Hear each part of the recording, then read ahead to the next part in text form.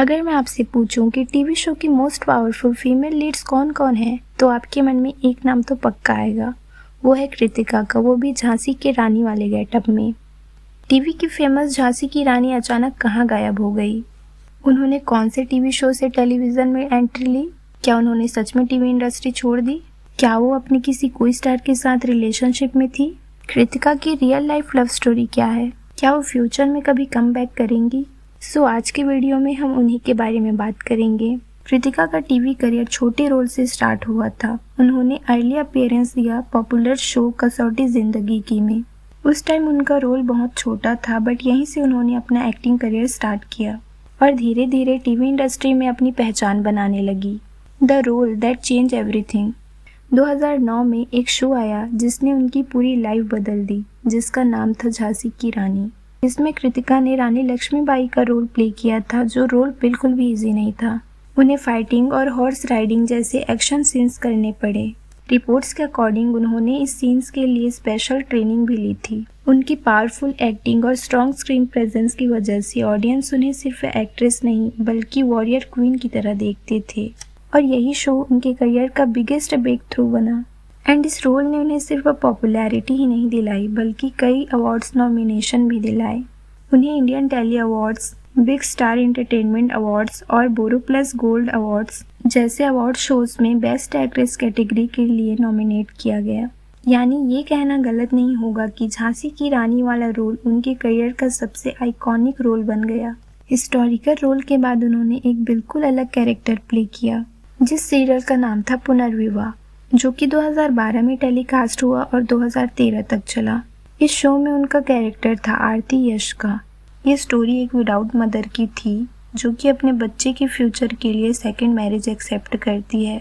इस शो में उनकी इमोशनल एक्टिंग ऑडियंस को काफी पसंद आई थी, यहाँ तक कि इस शो के लिए उन्हें जी रिश्ते अवार्ड में रिकॉग्निशन भी मिला था। 2015 में कृतिका एक मॉडर्न कॉन्सेप्ट शो में नजर आई, जिसका नाम था सर्विस वाली बहू। इस शो में उन्होंने देवीना शुक्ला का रोल प्ले किया था।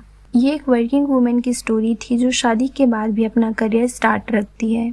इसके बाद कृतिका ने कसम तेरे प्यार की शो में काम किया था, जो 2016 में टेलीकास्ट हुआ था और 2018 तक चला था। इस शो में उन्होंने तनुश्री यानी तनु और तनुजा का रोल प्ले किया था।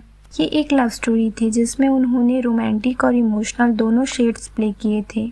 कृतिका का मेन फोकस हमेशा टेलीविजन ही रहा है, लेकिन उन्होंने फिल्मों में भी काम किया है।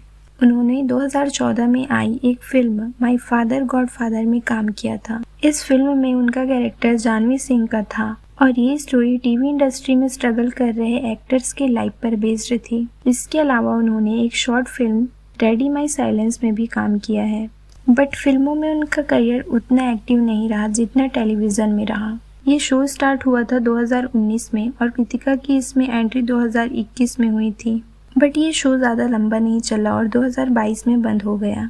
इस शो में उनका कैरेक्टर संध्या तोमर था और उन्होंने इस शो में एक आईपीएस ऑफिसर का रोल प्ले किया था, और यही शो उनका अभी तक का लास्ट शो है। इसके बाद ना तो वो किसी टीवी सीरियल में देखने मिली और ना ही किसी मूवी में। अब अगर कंट्रोवर्सी की बात करें तो कृतिका का करियर काफ़ी कंट्रोवर्सी फ्री था, बट एक टाइम पर जब वो पुनर्विवाह शो कर रही थी तब उनका नाम को एक्टर गुरमीत चौधरी के साथ लिंक किया गया था, बट ये सिर्फ रूमर्स थे और ये कभी कंफर्म नहीं हुए। कृतिका की रियल लाइफ लव स्टोरी शुरू हुई एक्टर निकितिन धीर के साथ।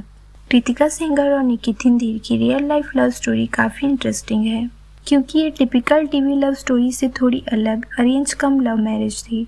दोनों फर्स्ट टाइम 2014 में फैमिली के थ्रू मिले थे, बिकॉज निकितिन के फादर पंकज धीर और निकिता की फैमिली के बीच जान पहचान थी, और इसी कनेक्शन की वजह से दोनों की फैमिली ने उनकी मीटिंग अरेंज की।